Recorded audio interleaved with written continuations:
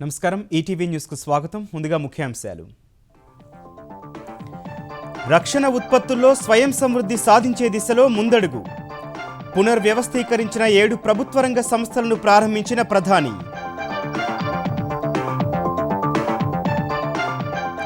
JEE advanced ఫలితాలు విడుదల. సత్తా చాటిన తెలుగు విద్యార్థులు. టాప్ 10లో 3. 100లోపు ర్యాంకులు సాధించిన 25 మంది. అగ్రనేత ఆర్కే మృతిని ధృవీకరించిన మావోయిస్టులు.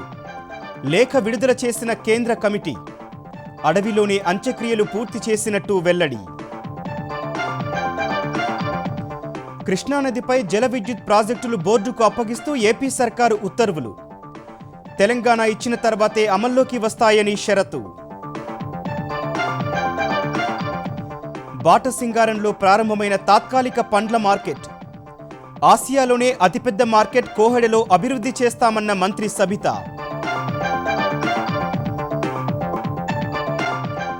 వరుసగా 2వ శుక్రవారం ఆఫ్ఘన్లో పేట్రేగిన ఉగ్రవాదులు.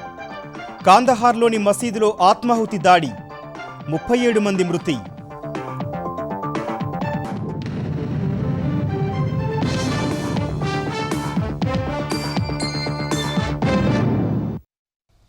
రక్షణ రంగంలో ప్రస్తుతం మునుపెన్నడూ లేనంత పారదర్శకత, నమ్మకం వచ్చిందని ప్రధాని నరేంద్ర మోదీ అన్నారు.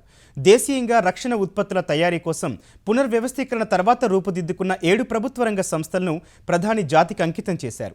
స్వాతంత్ర్యం వచ్చిన తర్వాత తొలిసారిగా దేశ రక్షణ రంగంలో అనేక కీలక సంస్కరణలు అమలవుతున్నాయని తెలిపారు. రక్షణ రంగంలో స్వయం సమృద్ధి సాధించడం సహా ప్రపంచంలోనే అతిపెద్ద సైనిక శక్తిగా భారత్ను నిలపడమే లక్ష్యమని పేర్కొన్నారు. దేశంలోని వివిధ రంగాల్లో పెద్ద ఎత్తున సంస్కరణల్ని ప్రవేశపెడుతున్న కేంద్ర ప్రభుత్వం రక్షణ రంగంలోనూ కీలక ముందడుగు వేసింది. రక్షణ ఉత్పత్తుల తయారీ కోసం నెలకొల్పిన 41 ఆర్డినెన్స్ ఫ్యాక్టరీలు, 7 నాన్ ప్రొడక్షన్ యూనిట్లను విలీనం చేసి కొత్తగా 7 రక్షణ ప్రభుత్వ రంగ సంస్థల ఏర్పాటుకు 2021 జూన్ 16న నిర్ణయం తీసుకున్న కేంద్రం వాటిని కార్యరూపంలోకి తీసుకొచ్చింది. ఆర్డినెన్స్ ఫ్యాక్టరీ బోర్డును రద్దు చేసి ఏర్పాటు చేసిన ఈ 7 కొత్త సంస్థల్ని ప్రధాని మోదీ దసరా పర్వదినం సందర్భంగా జాతికి అంకితం చేశారు. ఇవి పూర్తిగా కేంద్ర ప్రభుత్వ యాజమాన్యంలోనే పనిచేయనున్నాయి. ఇకపై ఆయుధాలు, మందుగుండు సామాగ్రి, వాహనాలు, రక్షణ ఉత్పత్తులు, రక్షణేతర సామాగ్రిని ఈ 7 సంస్థలే చేయనున్నాయి. ఆర్డినెన్స్ ఫ్యాక్టరీ బోర్డు పనితీరు మెరుగుపరచడం, సాయుధ దళాల రక్షణ సన్నద్ధత కోసం స్వయం ఆధారిత వాహకాలుగా మార్చాలన్న ఉన్నత స్థాయి కమిటీ సూచనలతో కేంద్రం వీటిని ఏర్పాటు చేసింది. దేశ స్వయం సాధికారత, రక్షణ సన్నద్ధతను మరింత మెరుగుపరిచేందుకే 41 రక్షణ సంస్థల్ని 7 సంస్థల కింద మార్చినట్లు ప్రధాని తెలిపారు. ఈ కంపెనీలు సమర్థ దేశాన్ని తయారు చేయడం సహా దాని సంకల్పాలకు మరింత శక్తిని అందించగలవని ప్రధాని విశ్వాసం వ్యక్తం చేశారు. आज देश के डिफेंस सेक्टर में जितनी ट्रांसपेरेंसी है, ट्रस्ट है और टेक्नोलॉजी ड्रिवन अप्रोच है, उतनी पहले कभी नहीं थी. आजादी के बाद पहली बार हमारे डिफेंस सेक्टर में इतने बड़े रिफॉर्म्स हो रहे हैं. अटकाने लटकाने वाली नीतियों की जगह सिंगल विंडो सिस्टम की व्यवस्था की गई है. इससे हमारे इंडस्ट्रीज का कॉन्फिडेंस बढ़ा है. आज जो 7 नई कंपनियां उतरने जा रही है, वो समर्थ राष्ट्र के उनके संकल्पों को और मजबूती देगी. मुझे पूरा भरोसा है आने वाले समय में भारत की सैन्य ताकत का एक बहुत बड़ा आधार बनेगी.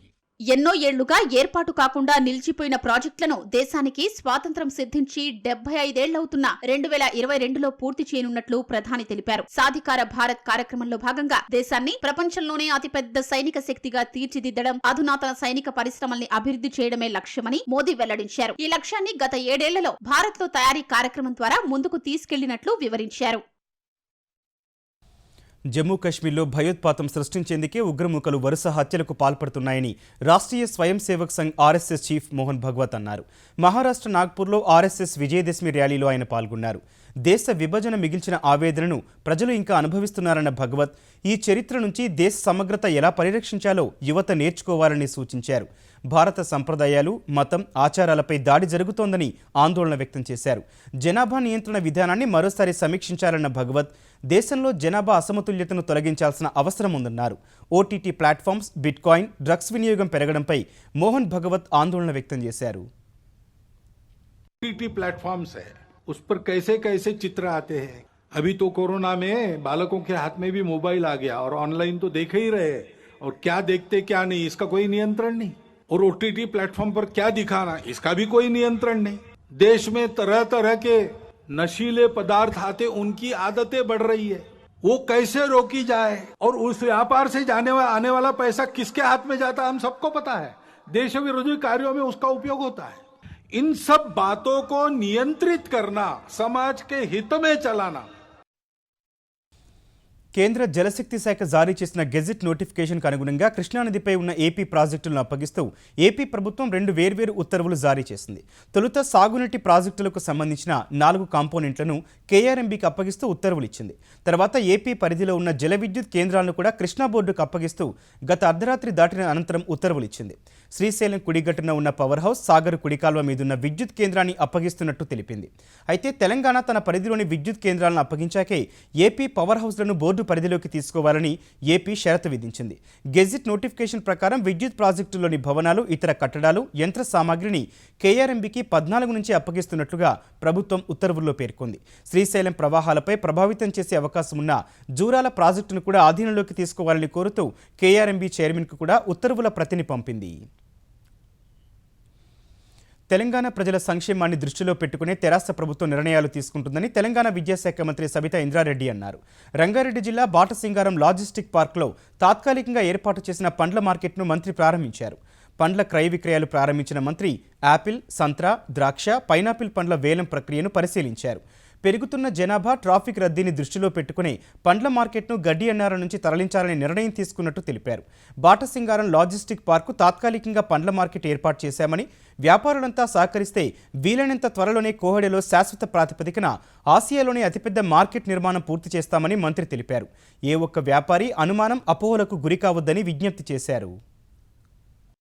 దాదాపుగా 170 ఎకరాల స్థలంలో ఏషియాలో one of the best market ఉండేటట్టు ఏర్పాటు చేయాలనే దాంట్లో భాగంగా టెంపరీగా ఇక్కడ షిఫ్ట్ చేయడం జరిగింది. అక్కడున్న మార్కెట్ కి ఏమాత్రం తీసిపోకుండా ఇక్కడ దాదాపు 18 ఎకరాలకు సంబంధించిన ఏరియాలో ఈ మార్కెట్ ని స్టార్ట్ చేయడం జరిగింది. అన్ని సౌకర్యాలు కల్పించడం జరిగింది. కోల్డ్ స్టోరేజ్ బిల్డింగ్ పెట్టడం జరిగింది. స్పేస్ ఇవ్వడానికి అంతా కూడా 11 ఎకరాలు అలాట్ చేయడం జరిగింది. పార్కింగ్ ఒక 4 ఎకరాలు అలాట్ చేయడం జరిగింది. రైతులకు రెస్ట్ రూమ్లు ఏర్పాటు చేయడం జరిగింది. హమాలీలకు కూడా రెస్ట్ రూమ్లు ఏర్పాటు చేయడం, అదేవిధంగా క్యాంటీన్స్ ఏర్పాటు చేయడం కానీ, పెట్రోల్ బంక్ కానీ, బ్యాంక్స్ కానీ, ఇవన్నీ కూడా సకల సౌకర్యాలు ఉండే ప్రయత్నం చేస్తా ఉన్నాం. ఎక్కడైనా చిన్న ఇబ్బంది ఉన్న షిఫ్టింగ్ లో దాన్ని అంతా కూడా స్థానిక శాసనసభ్యులు వాళ్ళకున్న ఇబ్బందులను కూడా క్లియర్ చేసే ప్రయత్నం చేయడం జరుగుతుంది. తెలంగాణ హైకోర్టుకు నియమితులైన 7 న్యాయమూర్తులు ఇవాళ ప్రమాణ స్వీకారం చేశారు. ప్రధాన న్యాయమూర్తి జస్టిస్ సతీష్ చంద్ర శర్మ న్యాయమూర్తులతో ప్రమాణం చేయించారు. పెరుగు శ్రీసుధ, చిల్లకూరు సుమలత, గురిజాల రాధారాణి, మున్నూరి లక్ష్మణ్, నూన్ సావత్ తుకారాంజీ, అద్దుల వెంకటేశ్వర్ రెడ్డి, పటోళ్ల మాధవీదేవి ప్రమాణ స్వీకారం చేశారు. వీరి చేరికతో తెలంగాణ హైకోర్టులో న్యాయమూర్తుల సంఖ్య సీజేతో కలిపి 18కి చేరింది. ఇటీవల త్రిపుర హైకోర్టుకు బదిలీ అయిన జస్టిస్ అమర్నాథ్ గౌడ్ రిలీవ్ అయితే 17కు చేరనుంది. హైకోర్టులో మహిళా న్యాయమూర్తుల సంఖ్య 5కు చేరింది. జేఈఈ అడ్వాన్స్డ్ ఫలితాల్లో తెలుగు విద్యార్థులు సత్తా చాటారు. తెలుగు రాష్ట్రాల నుంచి టాప్ 10లో 3 నిలిచారు. సంతోష్ రెడ్డి 4, లోకేష్ రెడ్డి 5, రిషికేష్ రెడ్డి 10 ర్యాంకులు సాధించారు. జనరల్ ఈడబ్ల్యూఎస్ విభాగంలో సంతోష్ రెడ్డి, ఎస్సీ కేటగిరీలో నిఖిల్ తొలి ర్యాంకు సాధించారు. జనరల్ కేటగిరీలో ఢిల్లీ జోన్కు చెందిన మృదుల్ అగర్వాల్ జేఈఈ చరిత్రలోనే అత్యధిక మార్కులతో అగ్రస్థానంలో నిలిచాడు. బాలికల విభాగంలో కావ్య చోప్రా ప్రథమ ర్యాంకు సాధించింది. దేశంలో ప్రతిష్టాత్మక విద్యా సంస్థలైన ఐఐటీల్లో ప్రవేశాలకు నిర్వహించిన జేఈఈ అడ్వాన్స్డ్ పరీక్ష ఫలితాలు విడుదలయ్యాయి. ఈ నెల 3న జరిగిన జేఈఈ అడ్వాన్స్డ్ పరీక్షలకు 141,699 మంది విద్యార్థులు హాజరు కాగా, ఇవాళ వెల్లడించిన ఫలితాల్లో 41,862 మంది అర్హత సాధించినట్లు ఐఐటీ ఖరగ్పూర్ తెలిపింది. అర్హత సాధించిన వారిలో 35,410 మంది బాలురు, 6,452 మంది బాలికలు ఉన్నట్లు వెల్లడించింది. ఈ ఫలితాల్లో ఢిల్లీ జోన్కు చెందిన మృదుల్ అగర్వాల్ 360 మార్కులకు గాను 348 మార్కులు సాధించి ప్రథమ ర్యాంకులో నిలిచాడు. జేఈఈ అడ్వాన్స్డ్ పరీక్షల్లో గతంలో ఎవ్వరికీ ఈ స్థాయిలో మార్కులు రాలేదని ఐఐటీ ఖరగ్పూర్ తెలిపింది. జేఈఈ మెయిన్ పరీక్షల్లో మృదుల్ 100% మార్కులతో అగ్రస్థానంలో నిలిచినట్లు గుర్తు చేసింది. జేఈఈ మెయిన్ లో అగ్రస్థానం సాధించిన మొదటి యువతిగా రికార్డు నెలకొల్పిన కావ్య చోప్రా జేఈఈ అడ్వాన్స్డ్ లో బాలికల విభాగంలో టాపర్ గా నిలిచింది. కావ్య చోప్రా 286 మార్కులు సాధించి మొత్తంగా 98వ ర్యాంకులో నిలిచింది. ఈ ఫలితాల్లో తెలుగు రాష్ట్రాలకు చెందిన అభ్యర్థులు మరోసారి సత్తా చాటారు. తెలుగు రాష్ట్రాల్లో అడ్వాన్స్డ్ పరీక్షను 20,000 మందికి పైనే విద్యార్థులు హాజరు కాగా జాతీయ స్థాయిలో ఓపెన్ కేటగిరీలో మొదటి 10 ర్యాంకుల్లో 3 తెలుగు విద్యార్థులు దక్కించుకున్నారు. 100 లోపు ర్యాంకుల్లో 25 మంది తెలుగు విద్యార్థులు ఉన్నట్లు తెలుస్తోంది. ఓపెన్ కేటగిరీలో సంతోష్ రెడ్డి 4వ ర్యాంకుతో తెలుగు రాష్ట్రాల్లో టాపర్ గా నిలిచాడు. ఒంగోలుకు చెందిన లక్ష్మీసాయి లోకేష్ రెడ్డి జాతీయ స్థాయిలో 5వ ర్యాంకు, గుంటూరుకు చెందిన రిషికేష్ రెడ్డి 10, విజయనగరం విద్యార్థి దివాకర్ సాయి 11వ ర్యాంకు సాధించాడు. ఈడబ్ల్యూఎస్ కేటగిరీలో రామస్వామి సంతోష్ రెడ్డి ప్రథమ ర్యాంకు సాధిస్తే ఎస్సీ కేటగిరీలో నందిగామ నిఖిల్ కు మొదటి ర్యాంకు వచ్చింది. దేశవ్యాప్తంగా 23 ఐఐటీలు, 32 ఎన్ఐటీలు, 26 ట్రిపుల్ ఐటీలు, కేంద్ర ప్రభుత్వ సహకారంతో నడిచే మరో 33 విద్యా సంస్థల్లోని సుమారు 51,000 సీట్ల భర్తీ కోసం 6 విడతల్లో జరిగే ప్రవేశాల ప్రక్రియ రేపు ప్రారంభం కానుంది. రేపటి నుంచి ఈ నెల 25 వరకు రిజిస్ట్రేషన్లు ఉంటాయని సంయుక్త సీట్ల కేటాయింపు సంస్థ జోసా తెలిపింది. ఈ నెల 27న తొలి విడత, నవంబర్ 1న 2వ విడత, 6న 3వ విడత, 10న 4వ విడత, 14న 5వ విడత, 18న చివరి విడత సీట్లు కేటాయించనున్నట్లు జోసా ప్రకటించింది. మావోయిస్టు అగ్రనేత ఆర్కే మృతి చెందినట్లు ఆ పార్టీ కేంద్ర కమిటీ ప్రకటించింది. కిడ్నీ సంబంధిత వ్యాధితో బాధపడుతూ ఆర్కే చనిపోయినట్లు వెల్లడించింది. మరోవైపు రామకృష్ణది ప్రభుత్వ హత్యేనంటూ ఆయన భార్యతో పాటు విరసం నేతలు ఆరోపించారు. వైద్యం అందకుండా చేసి ఆర్కే చనిపోయేలా చేశారని విమర్శించారు. 4 దశాబ్దాల పాటు నక్సల్బరీ ఉద్యమంలో కీలక పాత్ర పోషించిన రామకృష్ణ అలియాస్ అక్కిరాజు హరగోపాల్ కన్నుమూశారు. ఆయన మృతిని ధృవీకరిస్తూ మావోయిస్టు పార్టీ అధికార ప్రతినిధి అభయ్ పేరుతో ఓ ప్రకటన విడుదలైంది. కామ్రేడ్ అక్కిరాజు హరగోపాల్ అక్టోబర్ 14 ఉదయం 6 గంటలకు ఛత్తీస్గఢ్లోని బస్తర్ అటవీ ప్రాంతంలో తుదిశ్వాస విడిచారని అందులో తెలిపారు. అకస్మాత్తుగా కిడ్నీల సమస్య మొదలైందని, చికిత్స అందిస్తుండగానే కిడ్నీలు విఫలమై ఆర్కే మరణించారని పేర్కొన్నారు. ఆర్కే మృతిని బస్తర్ పోలీసులు కూడా ధృవీకరించారు. प्रतिबंधित सीपीएम मोदी संगठन के सेंट्रल कमेटी मेंबर तथा Andhra Orissa border state committee सचिव रामकृष्ण उर्फ साकेत का दिनांक 14 अक्टूबर को दक्षिण बस्तर इलाके के जंगल में मृत्यु होने की जानकारी बस्तर पुलिस के पास प्राप्त हुई। इस जानकारी की हम तस्दीक कर रहे थे। इस दौरान खुद सीपीएम मोदी संगठन के सेंट्रल कमेटी स्पोक्स पर्सन द्वारा आज एक प्रेस विज्ञप्ति जारी करके दिनांक 14 अक्टूबर को सेंट्रल कमेटी मेंबर रामकृष्ण का दक्षिण बस्तर इलाके के जंगल में बीमारी के कारण से मृत्यु होने के बाद को स्वीकार की गई। ఆర్కే మృతి చెందారన్న మావోయిస్టుల ప్రకటనతో ఆయన స్వగ్రామం గుంటూరు జిల్లా తుమ్రుకోటలో విషాదం నెలకొంది. పల్నాడు నుంచి పోరాటబాట పట్టిన ఆర్కే సొంతూరి అభివృద్ధికి చాలా కృషి చేశారని గ్రామస్తులు తెలిపారు. ఆర్కేతో తమ అనుబంధాన్ని గుర్తు చేసుకున్నారు. ప్రకాశం జిల్లా టంగుటూరు మండలం ఆలుకూరుపాడులో ఉంటున్న ఆర్కే భార్య శిరీష మావోయిస్టు ప్రకటన చూసి కన్నీటి పర్యంతమయ్యారు. రామకృష్ణది ముమ్మాటికి ప్రభుత్వ హత్యేనన్న ఆమె పోలీసులు అనేకసార్లు అంతమొందించడానికి కుట్ర పన్ని విఫలమయ్యారని, చివరకు వైద్యం అందకుండా కుట్ర పన్నారని ఆరోపించారు. విరసం నేతలు కళ్యాణరావు, పినాకపాణి శిరీషను ఓదార్చారు. ఆర్కేది బయటికి సాధారణ మరణంగా కనిపిస్తున్నా దీని వెనుక పాలకుల ప్రమేయముందని ఆరోపించారు. చంపేశారు. పహార ఆర్కే పహార అన్నారు, సమాధాన ఆర్కే అన్నారు, రకరకాల పేర్లతోటి చేస్తున్నారు. అయినా కూడా వాళ్ళు జయించారు. ఎన్నో ఎన్కౌంటర్లు జయించారు, తప్పించుకున్నారు.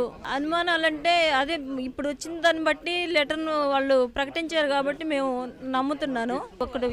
ఇప్పుడు యుద్ధం జరుగుతుంది. ఇప్పుడు తేల్చుకునే పరిస్థితి అక్కడ ఉంది. ఆదివాసీలు ప్రభుత్వం ఎవరు తేల్చుకునే పరిస్థితుల్లో మరి అలాంటప్పుడు వాళ్ళు రావడానికి లేదు కదా, తీసుకురానివ్వరు కదా. చుట్టూతా కొన్ని లక్షల మంది సైన్యాన్ని పెట్టేసేసి ఆర్కే లాంటి వాళ్ళకే కాదు, అక్కడ ఉండేటువంటి ఆదివాసీలకు కూడా వైద్య సదుపాయం లేకుండా ఈ ప్రభుత్వం చేసింది. అందువల్లనే ఇన్ని జాగ్రత్తలు తీసుకున్నా కానీ ఇచ్చినటువంటి అందులో అందక ఆర్కే అమరుడయ్యాడు. ప్రజల కోసం జీవించాడు, ప్రజల కోసం పోరాడాడు, ప్రజల కోసం అమరుడయ్యాడు. నక్సల్బరీ ఉద్యమంలో అటవీ బాట పట్టిన ఆర్కే అంత్యక్రియలు సైతం అడవుల్లోనే నిర్వహించినట్లు ఆయన కుటుంబ సభ్యులు తెలిపారు. వచ్చే అసెంబ్లీ ఎన్నికల్లో పోటీ చేస్తానని వైకాపా నాయకుడు మాజీ మంత్రి డిఎల్ రవీంద్రారెడ్డి అన్నారు. పార్టీ టికెట్ ఇచ్చినా ఇవ్వకపోయినా పోటీ చేయడం ఖాయమని చెప్పారు. ఇదే సమయంలో వైకాపా ప్రభుత్వ తీరుపై సునిశిత విమర్శలు చేశారు. 2024 ఎన్నికల్లో ఖచ్చితంగా నేను పోటీ చేస్తాను. అయితే ఇప్పుడే ఏ పార్టీ అని చెప్పలేను. ఎందుకు చెప్పలేనంటే ప్రజలు కూడా ఏ గాలి ఉధృతంగా వీస్తే ఆ గాలి దిశగా పోయే పరిస్థితులు ఉన్నారు. ప్రజలు ఈ 2 సంవత్సరాల్లో తెలుసుకొని వాళ్ళకు జరిగిన అన్యాయాన్ని వాళ్ళు తెలుసుకునేటప్పటికి నేను ప్రతి ఒక్కరిని కలుస్తాను. ప్రజాప్రభుత్వం కాదా? ఎందుకు కాదు? ప్రజాప్రభుత్వం. నువ్వు అంతమంది ఓట్లు ఎగిరెగిరి వేసినాం కదా, నేను కూడా వేసినా కదా ఎగిరెగిరి. మన ప్రజలకు ఎందుకులే చెక్కులు వస్తున్నాయి కదా, ప్రజలకు మేలు చేసి వచ్చేవానికి వస్తుంది. ఒక కుటుంబంలోనే 50,000 వస్తుంది. పేదవాడు వానింట్లో ఎవడో చిన్న ఉద్యోగి ఉండడని వానికి పెన్షన్ రాకుండా మీ ఇంట్లో ఉద్యోగం ఉంది కదా పెన్షన్ తీసేస్తున్నాం. నేననేది ముందు నువ్వెందుకు ఆశ చూపాలి? సినీ నటుడు సాయి ధరమ్ తేజ్ అపోలో ఆసుపత్రి నుంచి డిశ్చార్జ్ అయినట్టు మెగాస్టార్ చిరంజీవి వెల్లడించారు. ఈ మేరకు ట్విట్టర్లో ప్రకటించిన చిరంజీవి ఈ విజయదశమి తమకు మరింత ప్రత్యేకమైందని పేర్కొన్నారు. సాయి తేజ్తో కలిసి దిగిన ఫోటోను చిరంజీవి పంచుకున్నారు. సాయి తేజ్కు ఇది పునర్జన్మ లాంటిదన్న చిరంజీవి సాయి పూర్తిగా కోలుకోవటం సంతోషంగా ఉందని పేర్కొన్నారు. సాయి ధరమ్ తేజ్ పుట్టినరోజు ఇవాళే కావటం మరింత సంతోషాన్ని కలిగిస్తోందని తెలిపారు. సెప్టెంబర్ 10న రోడ్డు ప్రమాదానికి గురైన సాయి ధరమ్ తేజ్ అప్పటి నుంచి అపోలో ఆసుపత్రిలో చికిత్స తీసుకున్నారు. దాదాపు 35 రోజులు ఆసుపత్రిలో చికిత్స తర్వాత సాయి తేజ్ డిశ్చార్జ్ కావడంపై సినీ ప్రముఖులు సంతోషం వ్యక్తం చేశారు. తిరుమలేశుని వార్షిక బ్రహ్మోత్సవాలు పరిసమాప్తమయ్యాయి. ఆఖరి ఘట్టమైన చక్రస్నాన మహోత్సవాన్ని ఉదయం అర్చకులు వేడుకగా నిర్వహించారు. ముందుగా శ్రీవారి సన్నిధి నుంచి శ్రీదేవి భూదేవి సమేత మలయప్ప స్వామి వారిని సుదర్శన చక్ర తాళ్వారిని ఆలయంలోని ఐన మహల్ వద్దకు తీసుకొచ్చారు. అక్కడ ఉత్సవ మూర్తులకు సుదర్శన చక్ర తాళ్వార్లకు స్నపన తిరుమంజనం అభిషేకాలు నిర్వహించారు. ఐన మహల్ వద్ద ఏర్పాటు చేసిన తొట్టిలో చక్రస్నానం చేయించారు. ఈ కార్యక్రమంలో సుప్రీంకోర్టు ప్రధాన న్యాయమూర్తి జస్టిస్ ఎన్వి రమణ, న్యాయమూర్తి జస్టిస్ హిమా కోహ్లీ, ఆంధ్రప్రదేశ్ హైకోర్టు ప్రధాన న్యాయమూర్తి జస్టిస్ ప్రశాంత్ కుమార్ మిశ్రా, ఇతర న్యాయమూర్తులు, ఏపీ శాసనసభ ఉపసభాపతి కోన రఘుపతి పాల్గొన్నారు. కొద్దిసేపటి క్రితం నిర్వహించిన ధ్వజావరోహణంతో శ్రీవారి బ్రహ్మోత్సవాలు ముగిశాయి. అంతకుముందు జస్టిస్ ఎన్వి రమణ శ్రీవారిని దర్శించుకున్నారు. రంగనాయకుల మండపంలో పండితులు వేదాశీర్వచనం పలికి శేష వస్త్రంతో సత్కరించారు. సీజేఐతో పాటు సుప్రీంకోర్టు న్యాయమూర్తులు justice Hima Kohli, justice JK Maheshwari స్వామివారిని దర్శించుకున్నారు. ఇంద్రకీలాద్రిపై దసరా శరన్నవరాత్రి ఉత్సవాలు ఘనంగా ముగిశాయి. విజయదశమి రోజున రాజరాజేశ్వరి దేవి అలంకరణలోని అమ్మవారిని భక్తులు పెద్ద సంఖ్యలో దర్శించుకున్నారు. ఉదయం పూర్ణాహుతితో దసరా వేడుకలు ముగియగా సాయంత్రం నగరోత్సవం నిర్వహించారు. ఆది దంపతుల నగరోత్సవం దేదీప్యమానంగా సాగింది. అమ్మవారి ఆలయం నుంచి దుర్గాఘాట్ వరకు ఉత్సవ మూర్తులను తీసుకొచ్చారు. కృష్ణానదిలో హంసవాహనంపై ఉంచి పూజలు చేశారు. విద్యుత్ కాంతులతో అందంగా అలంకరించిన హంసవాహనంపై నదిలో తెప్పోత్సవం నిర్వహించారు. నీటి ప్రవాహం ఎక్కువగా ఉండడం వల్ల జల విహారం నిలిపివేశారు. విజయదశమి సందర్భంగా ముఖ్యమంత్రి కేసీఆర్ ప్రగతి భవన్లోని నల్లపోచమ్మ అమ్మవారి ఆలయంలో పూజలు నిర్వహించారు. సంప్రదాయబద్ధంగా వాహన పూజ, ఆయుధ పూజ నిర్వహించారు. దసరా సందర్భంగా జమ్మి చెట్టుకు ప్రత్యేక పూజ చేశారు. కుటుంబ సభ్యులు, సిబ్బందిని ఆశీర్వదించారు. ఈ కార్యక్రమంలో కేసీఆర్ సతీమణి శోభ, మంత్రి కేటీఆర్, శైలిమ దంపతులు, వారి పిల్లలు, తెరాస ప్రధాన కార్యదర్శి రావుల శ్రవణ్ కుమార్ రెడ్డి, సీఎం కార్యదర్శి రాజశేఖర్ రెడ్డి, ఇతర సిబ్బంది పాల్గొన్నారు. దేశవ్యాప్తంగా దసరా ఉత్సవాలు ఘనంగా జరిగాయి. పలు రాష్ట్రాల్లోని దుర్గామాత ఆలయాలు భక్తులతో కిటకిటలాడాయి. కర్ణాటకలోని మైసూర్ ప్యాలెస్లో దసరా ఉత్సవాలు నేత్రపర్వంగా జరుగుతున్నాయి. వడయార్ వంశస్థులు ఉత్సవాలను ఘనంగా నిర్వహిస్తున్నారు. వేడుకల్లో భాగంగా జంబూ సవారీ కన్నుల పండుగగా సాగింది. వడియార్ వంశ కులదైవమైన చాముండేశ్వరి దేవిని గజరాజులపై ఊరేగింపుగా ప్యాలెస్కు తీసుకొచ్చారు. ఈ సమయంలో ప్యాలెస్ వీధుల్లో కళా ప్రదర్శనలు కోలాహలంగా సాగాయి. మంత్రి సోమశేఖర్ కళాకారులతో కలిసి నృత్యం చేసి అందరినీ ఉత్సాహపరిచారు. కర్ణాటక సీఎం బసవరాజు బొమ్మాయి స్వయంగా ఈ వేడుకల్లో పాల్గొని ఉత్సవాలను ప్రత్యక్షంగా వీక్షించారు. ఢిల్లీ, భోపాల్, పట్నా సహా పలు ప్రాంతాల్లో రావణ దహనాలు నిర్వహించారు. ఢిల్లీ రామ్లీలా మైదానంలో జరిగిన వేడుకల్లో ముఖ్యమంత్రి అరవింద్ కేజ్రీవాల్ పాల్గొన్నారు.